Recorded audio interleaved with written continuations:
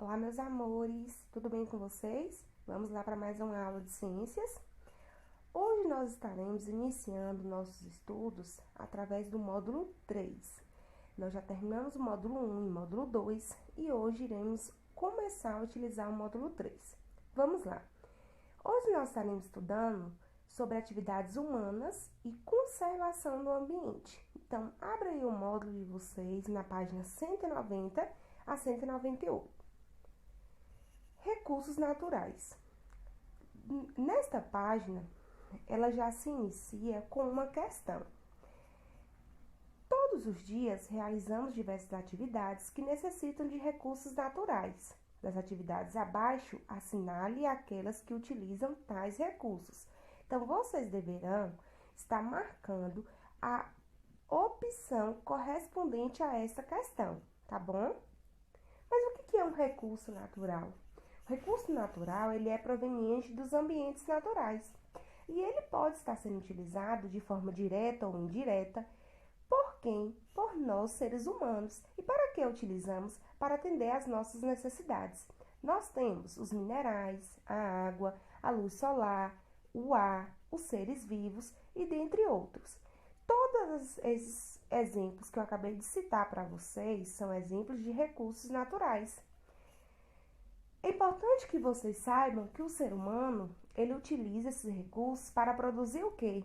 Para produzir alimentos, objetos artesanais, objetos industrializados, roupas, para gerar energia elétrica também. É importante que todos tenham ciência que os recursos naturais, eles são provenientes de ambientes naturais e eles são divididos em dois. Eles podem ser renováveis ou não renováveis. Eu acredito que todos já estejam familiarizados em relação a isso. Por quê? Eu já passei uma pesquisa para vocês sobre o que são recursos naturais renováveis e recursos naturais não renováveis. Discuti também com vocês sobre o que era um recurso natural. Então, todos aqui já sabem o que eu já têm ciência do que eu estou explicando. Então, vamos lá. O que é um recurso natural renovável? Os recursos naturais renováveis são aqueles que não se esgotam no ambiente. Por que ela não se esgota?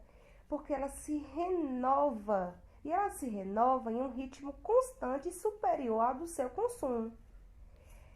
Essa renovação, ela ocorre de forma natural ou também pode ocorrer através da ação do ser humano. Logo aqui abaixo, há alguns exemplos desse recurso. Nós temos a água, a luz solar, o ar, o solo e os vegetais.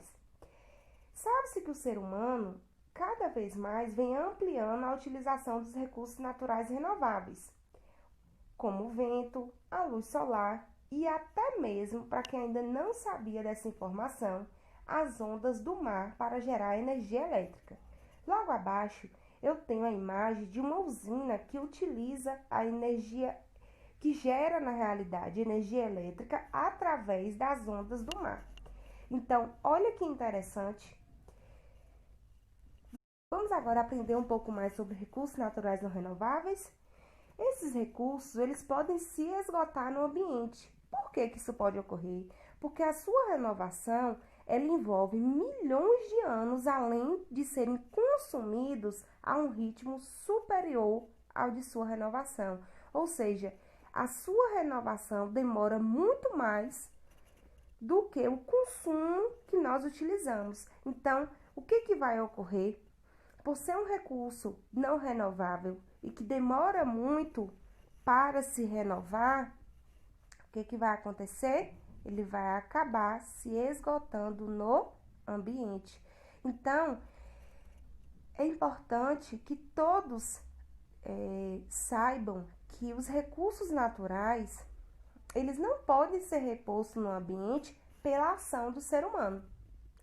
Por exemplo, os combustíveis fósseis, como o petróleo e o gás natural, eles são exemplos de recursos naturais não renováveis. E vocês já devem saber disso, porque durante a pesquisa de vocês provavelmente encontraram lá estes exemplos de recursos naturais não renováveis. Olha só, Apesar de muitos recursos naturais ser renovável, nós devemos utilizá-los de maneira consciente. Vamos colocar aqui a questão da água. A água é um recurso natural renovável e que, quando estudamos a sua divisão, a sua proporção da terra, nós vimos que a maior quantidade é de água, né? E a menor de terra. Mas eu pergunto para vocês, toda essa porção de água, nós temos acesso a toda ela? Ela toda é disponível para nós, seres humanos? Não. Somente uma pequena porção dessa água que será disponibilizada para nós. Logo abaixo, nós temos aí um diálogo. Mas então, o que podemos fazer para garantir que todos tenham acesso à água no futuro? Ora, nós devemos cuidar da água de nosso planeta, evitando o desperdício e sua poluição. Vocês lembram que quando eu estava explicando para vocês a respeito dos estados físicos da água, nós discutimos em relação a essa questão? Sobre o desperdício da água e de que forma nós poderíamos estar agindo para sermos um consumidor consciente? Muito bem, e é isso que nós iremos ver aqui agora na página 194 e na página 195. Patrícia se preocupa em utilizar a água de maneira consciente. E logo abaixo, nós iremos ver como ela e a sua família evitam esse desperdício. Todos os dias, antes de ir para a escola, eu tomo banho para economizar água. Para economizar água, mantenho um registro do chuveiro fechado enquanto me ensaboo. Após cada refeição, escovo os dentes. Eu mantenho a torneira fechada e uso um copo com água para enxaguar a boca. Então, olha só, vocês lembram que eu falei isso com vocês? Estão ensaboando, desligue o chuveiro. Está escovando os dentes, desliga a torneira. Está lavando os pratos enquanto está ensaboando, né? Passando sabão para higienizar os pratos, os copos. O que você deve estar fazendo? Fechando a torneira. Então, tudo isso mostra que nós somos um consumidor consciente. Olha que exemplo legal. Aqui em casa, sempre acumulamos várias peças de roupa para usar a máquina em sua capacidade máxima. Podemos ligar a máquina, mamãe? Sim, filha. Já encaixei o cano que leva a água da lavagem da roupa para o tambor. Assim, armazenamos a água e a utilizamos para lavar a calçada mais tarde. Então, o que eles estão fazendo aqui? Eles estão reutilizando a água que usaram para lavar as roupas. Mostram que elas são consumidoras conscientes e estão evitando o desperdício de água. As calhas de nossa casa direcionam a água da chuva para grandes recipientes de plástico, onde a água é armazenada, que ficam sempre bem fechados. Assim, podemos usar a água da chuva para lavar o carro, a calçada e regar as plantas. Olha que atitude legal, que sabe a gente não pode, a partir de agora, estar utilizando dessa mesma forma dentro de casa. Quem já faz isso, ó, parabéns. Quem ainda não faz, vamos pensar nessa possibilidade? Eu mesmo vou pensar sobre essa possibilidade. Aqui em casa, sempre usamos baldes para lavar o carro e a calçada, pois a mangueira desperdiça água. Cuidar das plantas é minha responsabilidade. Para irrigar as plantas, utilizo um regador. Dessa forma, evito o desperdício de água. Eu acredito que todos aqui devem lembrar de quando estávamos passando por um racionamento de água. E nesta fase, não sei se vocês observaram, se vocês lembram, que estava tendo diversas campanhas para que as pessoas tivessem consciência em relação ao consumo da água. Então, assim, nós precisamos ter noção de tudo isso. E, principalmente, devemos observar as nossas atitudes. De que forma nós estamos agindo, se nós estamos evitando esse desperdício de água ou se nós estamos contribuindo para que haja esse desperdício. Ou seja, temos que avaliar a nossa forma de agir. Na segunda questão, é preciso que você circule as cenas que apresentam atitudes que você e a sua família costumam ter no dia a dia para economizar água. Além disso, durante a nossa aula online, eu gostaria que vocês estivessem me dizendo, nós vamos fazer um momento de discussão para que cada um exponha Quais são as formas que vocês e a família de vocês utilizam para evitar o desperdício de água? Olha aqui embaixo que legal sobre Vivendo Valores. Economizar água é dever de todos. Reflita sobre suas atitudes diárias e ajude a economizar água, pois ela é essencial para a vida na Terra. Agora nós iremos estudar sobre água virtual. E vocês podem estar me perguntando, tia, mas o que é água virtual? A água virtual é a quantidade de água que é utilizado em um processo de produção dos alimentos e de outros produtos. Mas como assim? Por exemplo, durante a produção de uma carne bovina, nós temos a água que os animais irão ingerir, a água que é utilizada para irrigar o pasto ou para a produção da ração que eles irão comer, além da água que é utilizada na limpeza dos animais e também a água que é utilizada na limpeza da carne após o abate. E logo abaixo, nós temos alguns exemplos de água virtual. E olha que interessante, eu peço para que vocês analisem essa imagem com bastante atenção. Eu tenho aí, eu tenho assim, vocês estão vendo aí que tem a carne bovina, tem o arroz, tem a camisa de algodão, tem o celular e tem a maçã. E logo acima eu tenho a quantidade de água que é utilizada.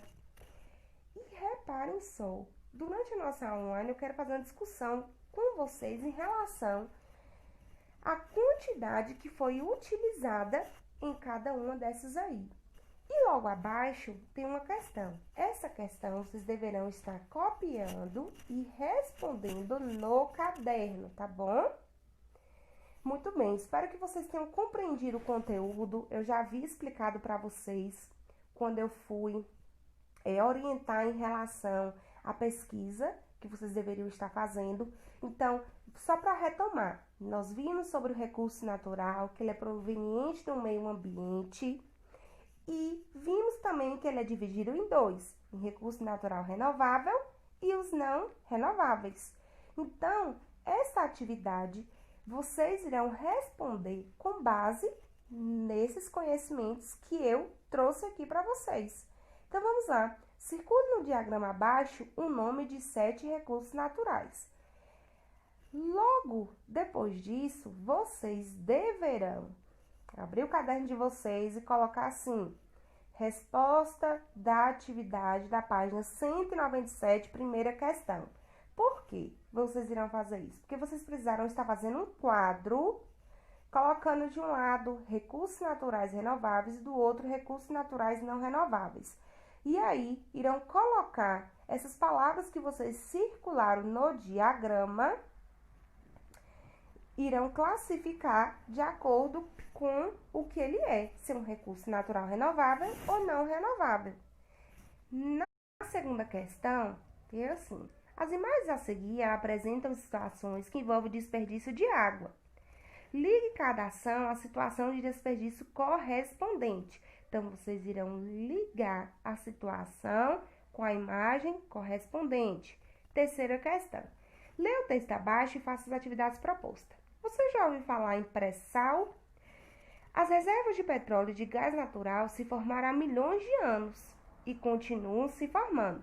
O pré-sal é o nome dado às reservas que se encontram sob uma camada de sal que está localizada entre 5 e 7 mil metros abaixo da superfície do mar.